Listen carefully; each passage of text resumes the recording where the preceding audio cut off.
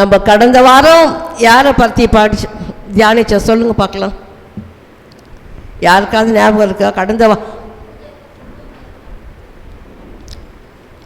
Last time யாரை குறித்து நம்ம பேசணும்? மறந்துட்டீங்களா?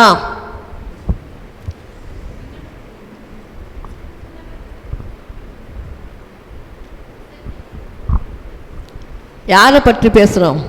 எசேக்கியா ராஜாவை பற்றி. சரி, இந்த நாளில் யாரை குறித்து என்றால் யோபுவை குறித்து நாம் பார்க்க போகிறோம். யோபு 2 மடங்கு ஆசீர்வாதத்தை பெற்றார். எதனால, எப்படி அவர் பெற்றார்? தேவன் அவரை குறித்த சாட்சி என்ன? அதை குறித்து தான் இந்த காலவெளியிலே நாம் தியானிக்க போகிறோம். வாசியுங்கள்.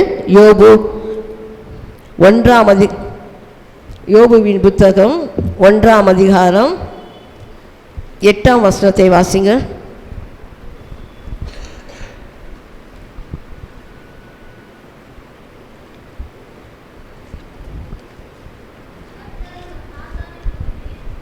கர்த்தர் சாத்தானை நோக்கி, என் தாசனாகிய யோபின் மேல் கவனம் வைத்தாயோ?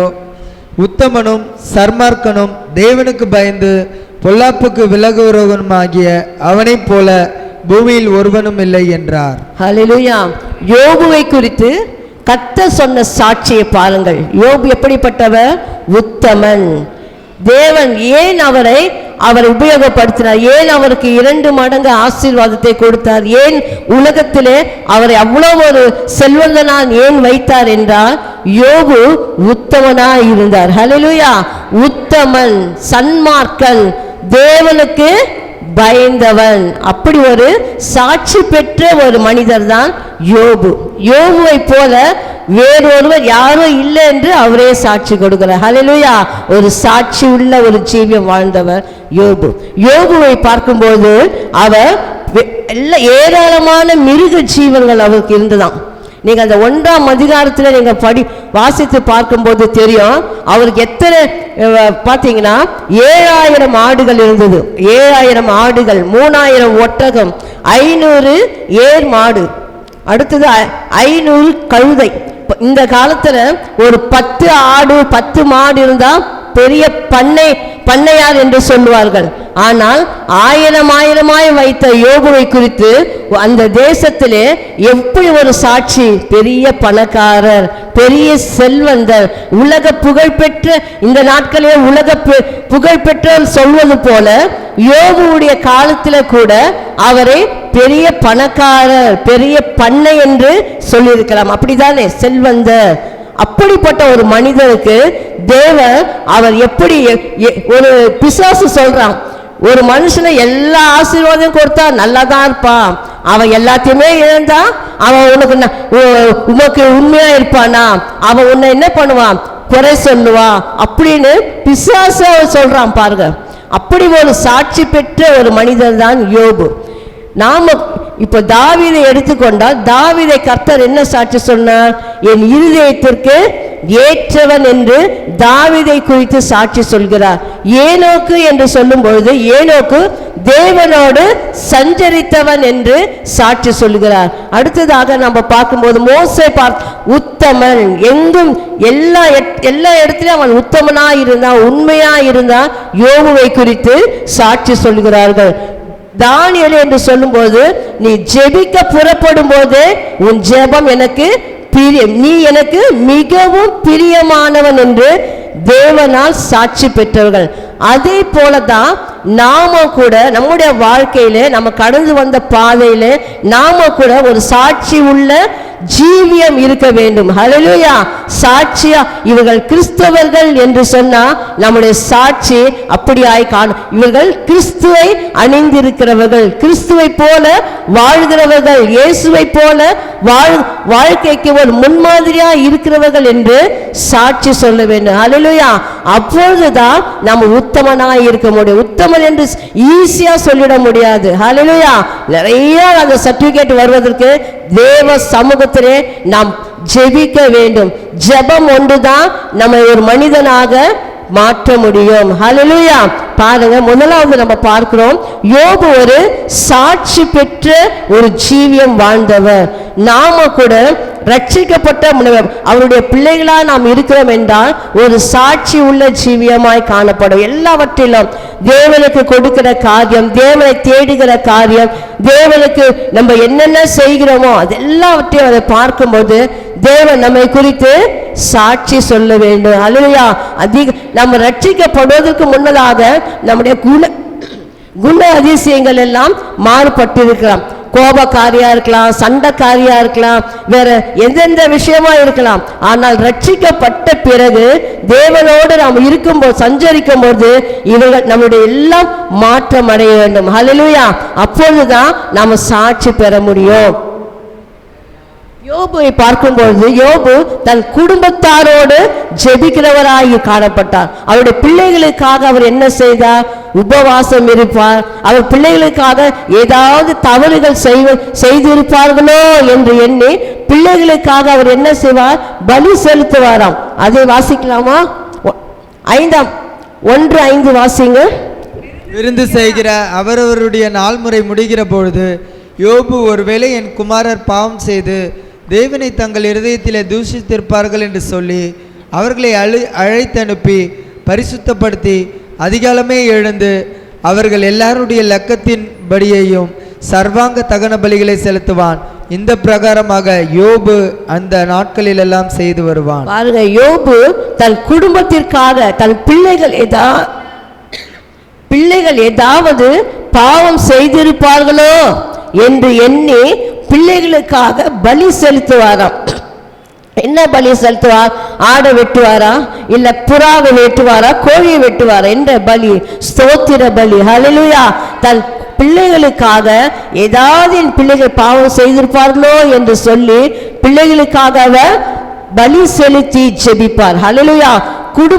குடும்பம் ஜெபம் என்றால் குடும்பமாய் அமர்ந்து உட்கார்ந்து பாடல் பாடி ஆண்டவருடைய வசனத்தை தியானம் செய்து அதை போதிப்பார்கள். ஹல்லேலூயா.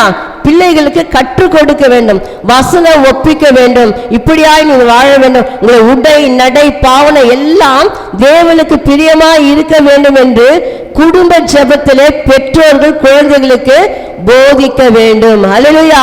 அப்படிதான் அவர் செய்திருப்பார், பலி செலுத்தியிருப்பார். பிள்ளைகள் ஏதாவது தவறு செய்வார்களோ என்று சொல்லி பிள்ளைகளுக்காக அவர் பரிந்து பேசி ஜெபித்தார். ஹல்லேலூயா. அதே போலதான் குடும்பத்தில் நாம கூட பிள்ளைகளுக்காக நாம் பரிந்து பேசி ஜெபிக்க வேண்டும்.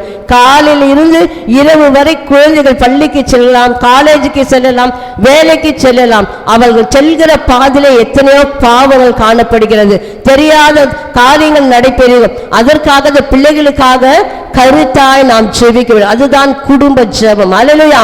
குடும்ப ஜெபத்திலே தேவன் அந்த இடத்திலே உங்க பிள்ளைகள் ஆசீர்வாதமாய் இருப்பதற்காக அவரை துதித்து மகிமை செலுத்தி சாட்சிகள் சொல்லி தேவனுடைய வார்த்தையை பிள்ளைகளுக்கு தியானம் செய்து சொல்லி கொடுத்து ஜெபித்தார். அதனால்தான் அவர் பிள்ளைகளுக்காக அவர் குடும்பமாய் ஜெபித்தார். ஹல்லேலூயா. யோபு உத்தமன் என்று சாட்சி பெற்றது அவர் உத்தமனாய் இருந்தார். கர்த்தர் அவருக்கு கொடுத்த எத்தனை பிள்ளைகள் கொடுத்தார் சொல்லுங்க பார்க்கலாம். யோபுக்கு எத்தனை பிள்ளைகள்? 10 பிள்ளைகள், 7 ஆண் பிள்ளைகள், 3 பெண் பிள்ளைகள். அத்தனை பேருக்கும் அவர் கர்த்தருடைய வார்த்தையை அவர் சொல்லி கொடுத்திருப்பார். ஹல்லேலூயா.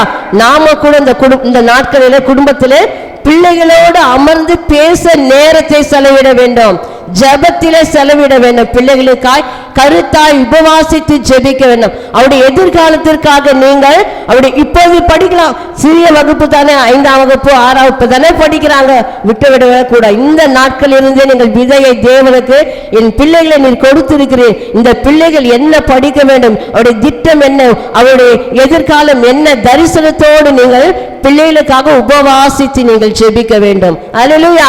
நீங்கள் அப்படி ஜெபிக்கும் போது உங்களுடைய ஜெபத்தை தேவன் கனப்படுத்துவார். இரண்டாவதாக யோபுவை தேவன் ஏன் 2 மடங்கு ஆசீர்வாதத்தை கொடுத்தார் என்றால் வாசியுங்கள் 1ஆம் அதிகாரத்தில் 21-22 எல்லாரும் எடுங்க, ஒரே அதிகாரம் தான்.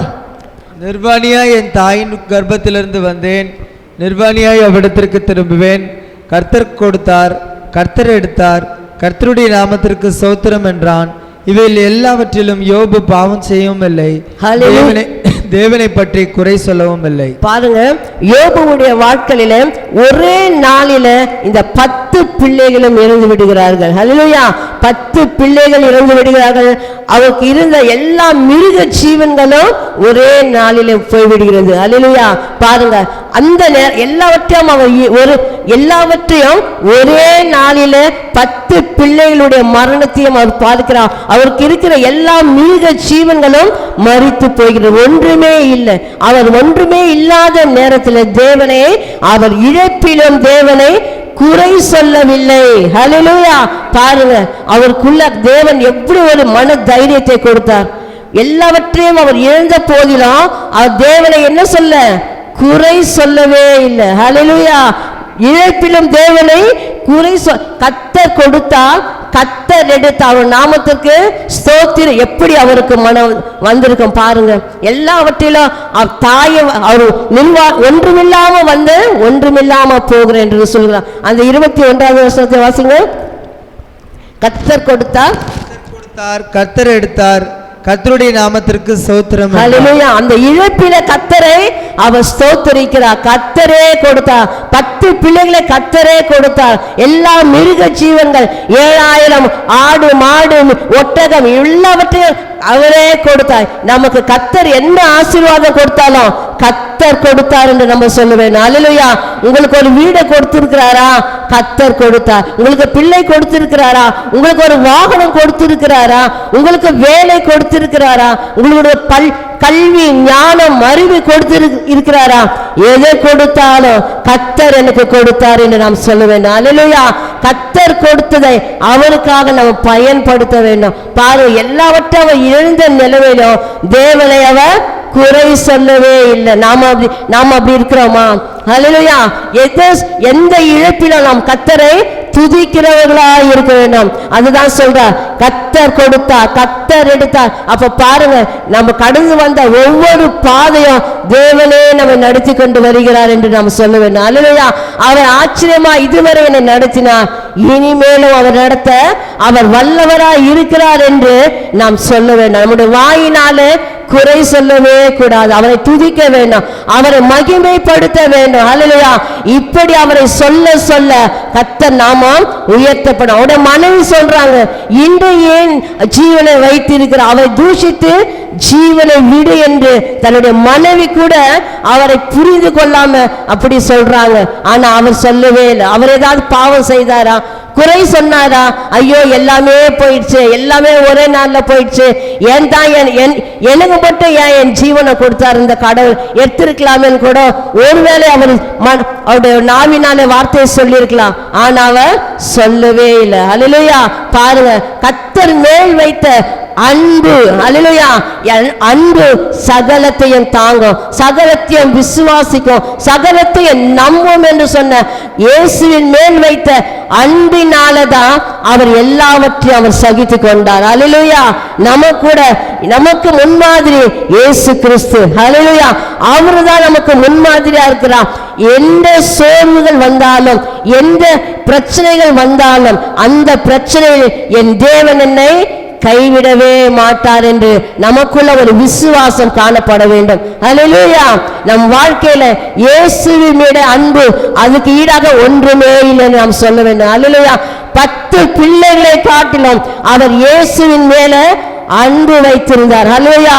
எவ்வளவு மிருக ஜீவன்கள் எல்லாவற்றையும் காட்டிலும் எத்தனை வேலைக்காரர்கள், இவ்வளவு பேர் இருந்தாங்க. ஆனால் அவர் வைத்தது அன்பு யார் மேல வைத்தார்? இயேசுவின் மேல் அன்பு. ஹல்லேலூயா! அந்த இயேசுவின் அன்பு மாறாதது. அந்த அன்பு அவரை பலப்படுத்தி இத்தனை பிரச்சனையிலும் அவருடைய அன்பின் அரவணைக்கிற கரம் அவர் யோபுவை அரவணைத்தது. ஹல்லேலூயா! இயேசுவை யாரெல்லாம் அதிகமாய் நேசிக்கிறோமோ அவர்களை தேவன் இப்படியெல்லாம் வழி நடத்துவார். ஹல்லேலூயா! அதுதான் ரோமர் 8:28 சொல்கிறது, அன்றியும் அவருடைய தீர்மானத்தின்படி அழைக்கப்பட்டவர்களுக்கு சகலமும் நன்மைக்கு ஏதுவாய் நடக்கும் என்று சொல்கிறார். ஹல்லேலூயா! தேவன் நம் மேல என்ன அன்பு வைத்திருந்தாலும் நம்முடைய வாழ்க்கையில கடந்து செல்கிற ஒவ்வொரு பாதையிலும் அவன் நம்மோட கூட. நன்றி, எல்லாமே நல்லது, நன்மைக்கு எதுவாய் நடக்கிறது என்று நாம் புரிந்து கொள்ள வேண்டும். ஹல்லேலூயா. அதுதான் இயேசுவின் மேல வைத்திருக்கிற அன்பு. அடுத்ததாக பார்க்கலாம், யோபுக்கு கர்த்தர் என்னன்னா பொறுமையை கொடுத்தார். உபத்திரவத்தில் எப்படி இருக்கணும்? பொறுமையா இருக்கணும். வாசியுங்கள் யாக்கோப்பு 5ஆம் அதிகாரம் 11ஆம் வசனம் வாசிங்க. 5:11 யாக்கோப்பு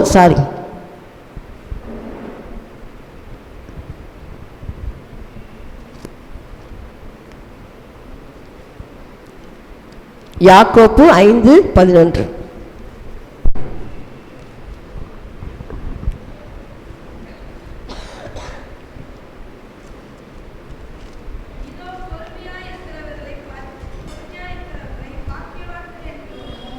பொறுமையா இருக்கிறவர்கள் பாக்கியவான் என்றும். யோபின் பொறுமையை குறித்து கேள்விப்பட்டிருக்கிறீர்கள், கர்த்தருடைய செயலின் முடிவையும் கண்டிருக்கிறீர்கள். கர்த்தர் மிகுந்த உருக்கமும் இரக்கமும் உள்ளவராய் இருக்கிறாரே. பாருங்க, யோபுடைய யாருக்கு உதாரணமாய் கர்த்தர் சொல்லியிருக்கிறார் பாருங்க. யோபு திருப்பி வாசிப்பா.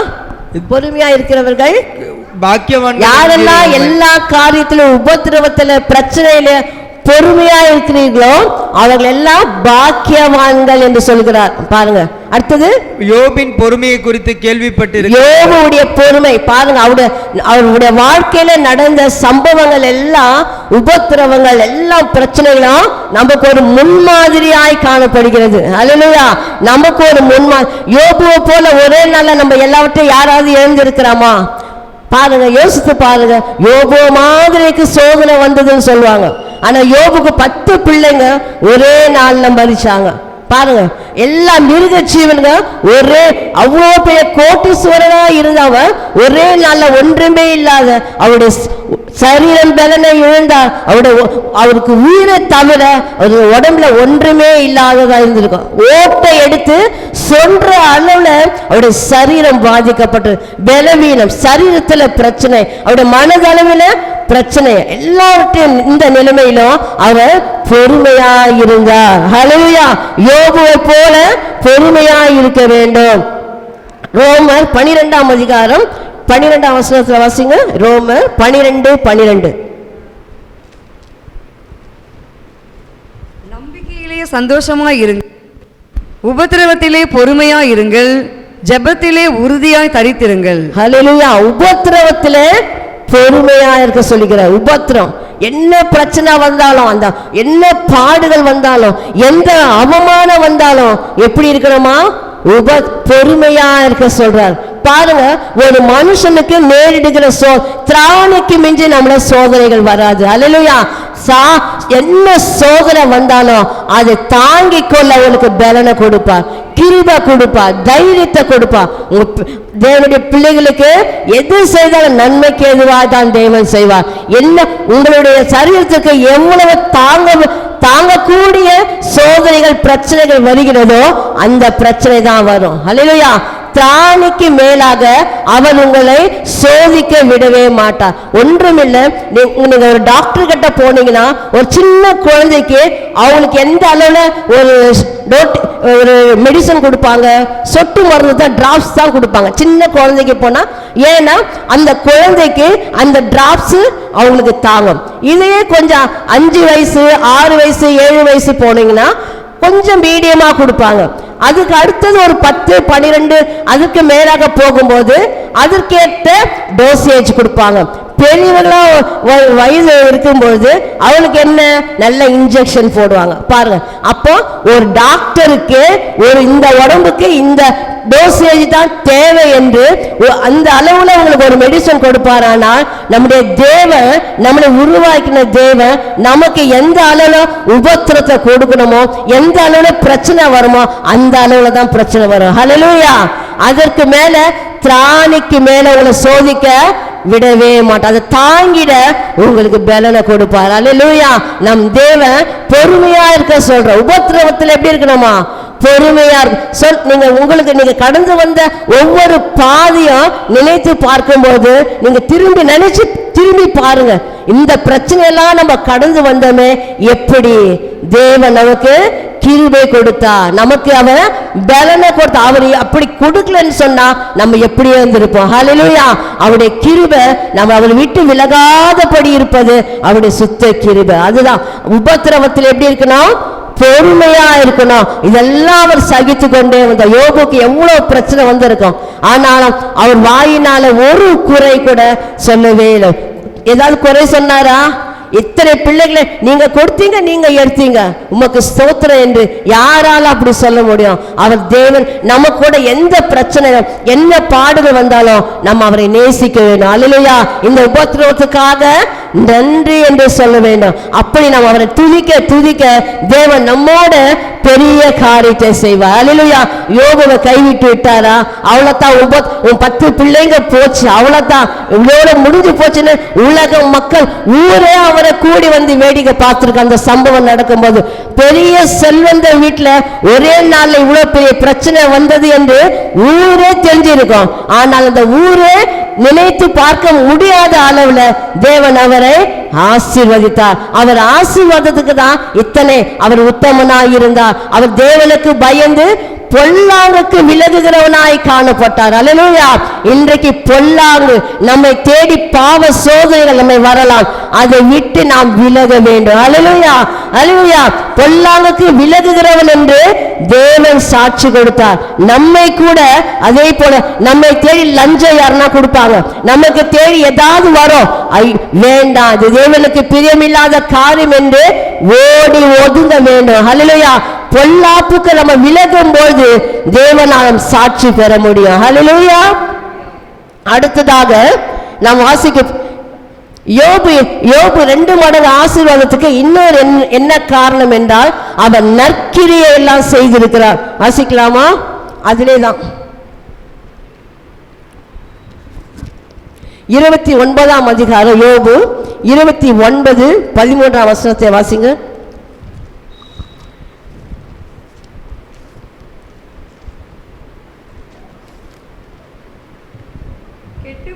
இருந்தவனுடைய ஆசீர்வாதம் என்மேல் வந்தது, விதவையின் இருதயத்தை கம்பீரிக்க பண்ணினேன். ஹல்லேலூயா. பாருங்க, யோபு அவர் நல்ல 2 மடங்குக்கு ஆசீர்வாதம். என்னது காரணம்? எல்லாவற்றையும் எழுந்த நாட்களில் கூட அவர் விதவைகளுடைய இருதயத்தை என்ன செய்தாரா? பூத்து குலுங்க பண்ணினார் கூட சொல்லி அவர் அப்போ விதவிகளுக்கு உதவி செய்திருக்கிறார். ஹல்லேலூயா. நற்கிரியை செய்திருக்கிறார். பாருங்க, அந்த காலத்திலே அவர் என்ன செய்தாருமா? வாசிங்க. விதவைகள்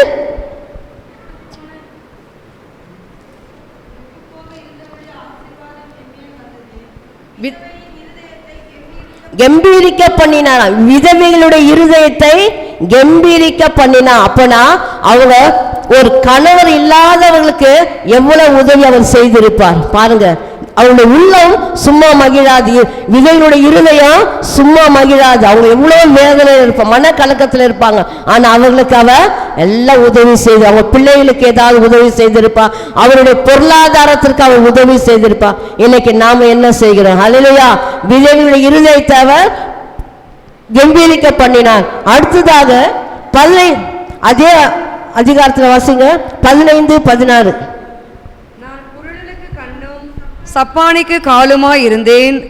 நான் எளியவர்களுக்கு தகப்பனாய் இருந்து நான் அறியாத வழக்கை ஆராய்ந்து பார்த்தேன். பாருங்க, குருடனுக்கு அவர் கண்ணா இருந்திருக்கிறார். அவர் என்ன செஞ்சிருப்பார்? குருடனுக்கு, பார்வை இல்லாதவனுக்கு கண்டிப்பா அவர் உதவி செய்திருக்கிறார். ஹல்லேலூயா.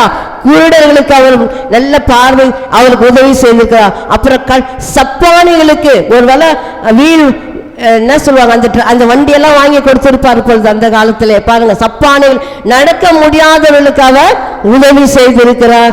எளியவனுக்கு தகப்பனாயிருந்தார். ஒரு தாய் தகப்பன் இல்லாத பிள்ளைகளுக்கு அவர் இத்தனை நற்காரியங்கள் அவர் செய்திருக்கிறார். பாருங்க, இந்த நாட்களில் நாம் என்ன செய்து கொண்டிருக்கிறோம்? நம்மளால முடிந்த வருடத்திற்கு ஒரு முறையாவது ஏழை எளிய ஜனங்களை நாம் நினைத்து அவர்களுக்காக நாம் உதவி செய்ய வேண்டும். ஹல்லேலூயா. அதுதான் வேதம் சொல்கிறது, ஏழைக்கு இறங்குகிறவர் கர்த்தருக்கு கடன் கொடுக்கிறான், அவன் கொடுத்ததை அவர் திரும்ப கொடுப்பார். ஏழைங்களுக்கு உங்களுடைய கரங்களை தாராளமாய் திறக்க வேண்டும். உங்களால உங்களுடைய திராணிக்கு என்ன முடியுமோ அந்த உதவிகளை இந்த ஏழைகளுக்கு நீங்க செஞ்சு பாருங்க. ஒரு தாய் தகப்பன் இல்லாத பிள்ளைகள், தாய் இல்லாத பிள்ளைகள், நீங்கள் உணவு ஏதாவது ட்ரெஸ் வாங்கி கொடுக்கலாம். உங்களால என்ன உதவி அவங்களுக்கு செய்ய முடியுமோ நீங்க செய்யலாம். அல்லேலூயா. யாருக்கு நீங்க செய்றீங்க? ஏழைக்கு நீங்க செய்யும் பொழுது இந்த உலகத்தை உண்டாக்கின தேவாதி தேவனுக்கு நீங்க கடன் கொடுக்குறீங்க. அல்லேலூயா. அதை நினைங்க. நீங்க ஒரு உதவி செய்றீங்கன்னா இது தேவன் இதை பார்க்கிறா, நம்ம ஆண்டவருக்கு கடன் கொடுக்கிறோம். நீங்க அவர் கொடுத்ததை உங்களுக்கு திரும்ப கொடுப்பார். நீங்க எந்த காரியத்துல யாருக்கு என்ன உதவி செய்றீங்களோ அது திரும்பவும் உங்களுக்கு தேவன் கொடுப்பார். அதை நீங்க நினைத்து பார்க்க வேண்டும். அல்லேலூயா. ஏழைக்கு இறங்குகிறவன் கர்த்தருக்கு நீங்க அந்த வசனத்தின்படி சொல்லுங்க. அல்லேலூயா. கொடுங்கள், அப்பொழுது உங்களுக்கு கொடுக்கப்படும். ஆமைக்கு குலுக்கி சரிந்து விழும்படி சரியாய் உங்களுக்கு வரும். அல்லேலூயா. அப்போ நீங்க கொடுக்கிறவர்களா இருக்க வேண்டும். முதலாவது நாம் தேவனை குறை சொல்லக்கூடாது. எந்த காரியத்திலும் உண்மையா இருக்கணும், உத்தமமா இருக்கணும். பொல்லாங்குக்கு நம்ம விலக வேண்டும். அடுத்தது நம்ம குறை சொல்லவே கூடாது. உபத்திரவத்துல நாம பொறுமையா இருக்கணும். அடுத்ததாக நற்கிரியை நம்ம செய்ய வேண்டும். அல்லேலூயா.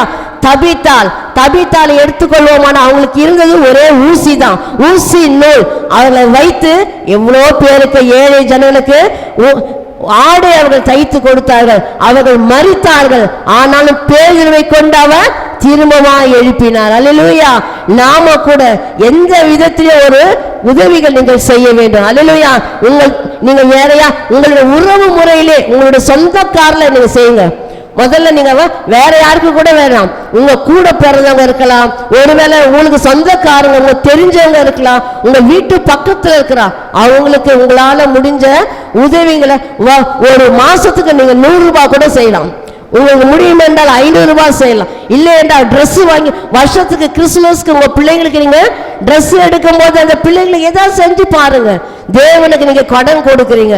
தேவன் அது திரும்ப இப்படி நற்காரியங்கள் எல்லாம் நம்ம நற்கிரியெல்லாம் நம்ம செய்யும் போது 2 மடங்கு ஆசீர்வாதத்தை நம்ம பெற முடியும். அல்லேலூயா. யோபுவை போல கண்ணுக்கு கண்ணா இருந்தா விதைகளுடைய இருதயத்தை அவர் கம்பீரிக்க பண்ணினார் என்று வேதம். முடவர்களுக்கு அவர், சப்பானிகளுக்கு அவர் உதவி செய்திருக்கிறார். தாய் தகப்பன் இல்லாதவர்களுக்கு, எளியவர்களுக்கு ஒரு தகப்பனா இருந்து அவர் செய்திருக்கிறார். இப்படி அவர் செய்ததை தேவன் மறப்பாரோ? அல்லேலூயா. மறக்காம தேவன் அவரை 2 மடங்கு அவரை ஆசீர்வதித்தார். அடுத்ததாக மற்றவர்களுக்காக திறப்பிலே நின்று ஜெபித்தார். அல்லேலூயா. யோபு தன் சிநேகிதர்களுக்காக அவர் ஜெபித்தார். நாம ஜெபிக்கிறோமா? நம்மளோட உடல் பிறந்தவர்களுக்காக நம்ம ஜெபிக்கிறோமா? நம்மோட வேலை பார்க்கிறவர்களுக்காக அவங்களுக்காக ஜெபிக்கிறோம். வேலை செய்கிறவங்களுக்காக ஜெபிக்கிறோமா? நம்ம தெருவில் வசிக்கிறவங்களுக்காக ஜெபிக்கிறோமா? நம்ம தேசத்தில் இருக்கிறவங்களுக்காக தினம் எத்தனையோ நியூஸ் செய்திகளை நம்ம கேட்கிறோம். இந்த வெள்ளத்தினாலும் பாதிக்கப்பட்டவர்களுக்காக நம்ம ஜெபிக்கிறோமா? அப்படியெல்லாம் நம்ம ஜெபிக்கும் போது நம்முடைய முகத்தை பாருங்க. யோபு இத்தனை பிரச்சனையில இருக்கும்போது ஃப்ரெண்ட்ஸுங்கெல்லாம் அவர் ரொம்ப பேசியிருப்பாங்க. இன்னும் நீ உண்மையா இருந்த, உத்தமமா இருந்த, எல்லாவற்றையும் இழந்து விட்டு எவ்வளோ சொல்லியிருப்பாங்க. ஆனா அவர் என்ன செய்தார்? தெரியாம செய்யறாங்கன்னு சொல்லி தேவனுக்கு இடத்துல பரிந்து பேசி அவர் ஜெபித்தார். ஹல்லேலூயா. யோபு தன்னுடைய சிநேகிதர்களுக்காக அவர் திறப்பிலே நின்று அவர் ஜெபித்தார். யோபுவுடைய முகத்தை தேவன் பார்த்து அவருடைய ஃப்ரெண்ட்ஸுங்களுடைய பாவத்தெல்லாம் மன்னித்து சிறையிருப்பை மாற்றி தேவன் அவருக்கு 2 மடங்கு ஆசீர்வாதத்தை கொடுத்தார். அல்லேலூயா. வாசிங்கள் யோபு 42 அதிகாரத்துல 10ஆம் வசனத்தை வாசிங்கள். யோபு தன் சிநேகிதருக்காக வேண்டுதல் செய்த போது கர்த்தர் அவன் சிறையிருப்பை மாற்றினார். யோபுக்கு முன்னிருந்த எல்லாவற்றை பார்க்கிலும் 2 தண்டையாய் கர்த்தர் அவனுக்கு தந்தளினார். ஹல்லேலூயா. அவருக்கு முன்னிருந்ததை காட்டிலும் பின்னிலைமையை தேவன் ஆசீர்வதித்தார். நீங்க கூட நாம கூட என்ன செய்ய வேண்டும்? மற்றவர்களுக்காக நாம ஜெபிக்க வேண்டும். என்னென்ன காரியம், என்ன பிரச்சனை, உபத்திரம், என்ன பாடுகள், அவமானங்கள், நிந்தைகள் வந்தாலும் அதை தேவனுக்காக நாம் சகித்து பொறுமையா இருந்து நம்ம கேலி செய்திருக்கலாம், நம்மளை அவமானப்படுத்தி இருக்கலாம், அவங்களுக்காக நீங்க திறப்பிலே நின்று ஜெபிக்க வேண்டும். அல்லேலூயா.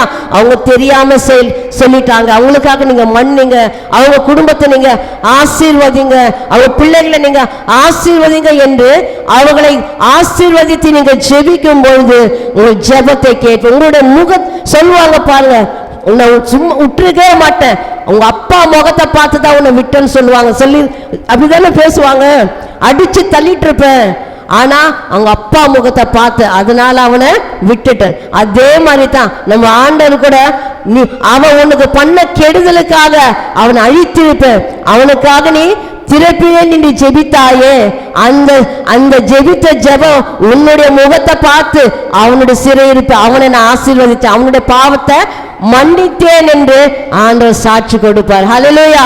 பாருங்க, அடுத்ததாக நீங்க அடுத்து நீங்க அந்த அதிகாரத்துல நீங்க வாசிக்கும் போது திரும்பவும் அவருக்கு எத்தனை பிள்ளைகள் கர்த்தர் கொடுத்தார்?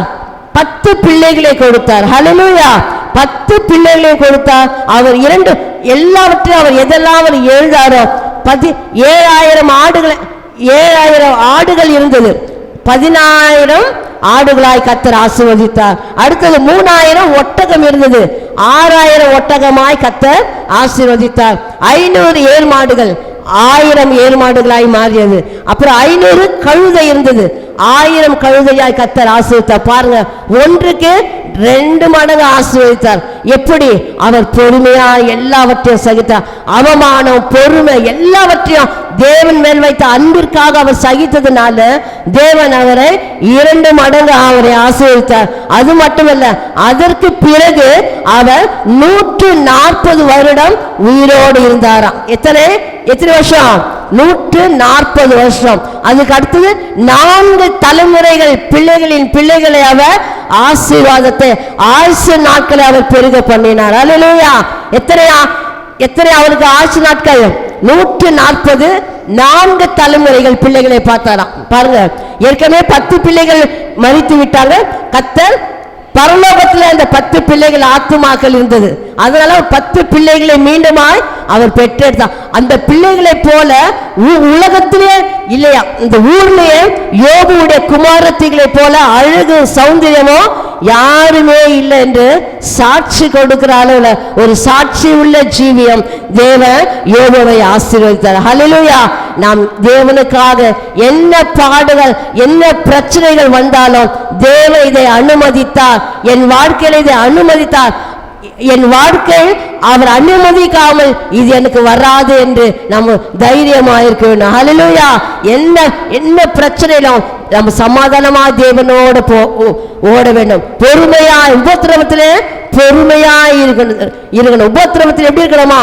பொறுமையா நம்ம தேவனோடு ஓடுகிற ஓட்டத்திலே நாம் தேவனுக்காக சாட்சி உள்ள ஜீவமாய் வாழ வேண்டும். பொறுமையோடு ஓட வேண்டும். ஹல்லேலூயா. நமக்கு கொடுக்கப்பட்ட ஒரு ஜீவ கிரீடத்திற்காக இந்த உலக வாழ்க்கையில தேவனுக்காக பொறுமையாய் ஓடி அந்த ஜீவ கிரீடத்தை பெற்று நம்ம 2 மடங்கு ஆசீர்வாதம் வேண்டுமானால் மற்றவனுக்காக நாம திறப்பிலே ஜெபிக்க வேண்டும். அல்லேலூயா. நீங்க ஒரு பொருத்தனை செய்து கொள்ளுங்க.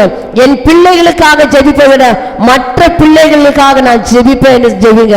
அவங்களுக்காக நீங்க ஜெபிங்க. உங்க பிள்ளைகளை தேவன் நல்ல உயர்ந்த படிப்புகளை கொடுப்பார். அல்லேலூயா. தாய் தகப்பன் இல்லாத மற்றவர்களுக்காக நீங்க நற்கிரியை செய்ய பழகி கொள்ளுங்க.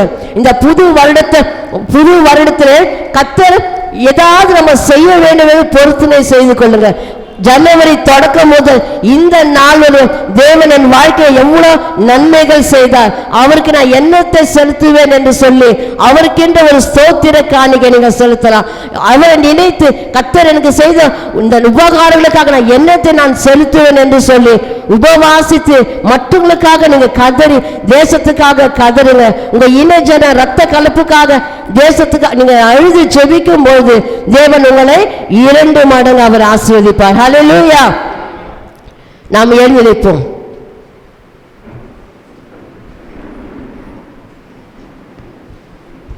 எத்தனை இடர்கள் வந்தாலும் விசுவாசத்திலே நிலைத்திருப்பேன், எனக்கு எத்தனைதான் இடர்கள் வந்தாலும் விசுவாசத்திலே நிலைத்திருப்பேன். எனக்காக அப்பா நியமித்த இந்த பாதையிலே நான் ஓடுகிறேன். எனக்காக அப்பா நியமித்த இந்த பாதையிலே நான் ஓடுகிறேன். அல்லேலூயா, அல்லேலூயா, அல்லேலூயா, அல்லேலூயா, அல்லேலூயா, அல்லேலூயா, அல்லேலூயா. லாபமான அனைத்தையுமே நான் நஷ்டம் என்று கருதுகிறேன். எனக்கு லாபமான அனைத்தையுமே நான் நஷ்டம் என்று கருதுகிறேன். எனக்காக அப்பா நியமித்த இந்த பாதையிலே நான் ஓடுகிறேன். எனக்காக அப்பா நியமித்த இந்த பாதையிலே நான் ஓடுகிறேன். பரம அழகின் பங்கைய பொருளுக்காய் நாளத்தை நோக்கி ஓடுகிறேன். பரம அழகின் பங்கைய பொருளுக்காய் நாளத்தை நோக்கி ஓடுகிறேன். ஓடுகிறேன், நான் ஓடுகிறேன். என் இயேசுவுக்காய் நான் ஓடுகிறேன். ஓடுகிறேன், நான் ஓடுகிறேன். என் இயேசுவுக்காய் நான் ஓடுகிறேன். ஆமென். நாம் கேட்ட வார்த்தையின்படியாக உபத்திரவத்திலே நாம் பொறுமையாக இருக்க வேண்டும்.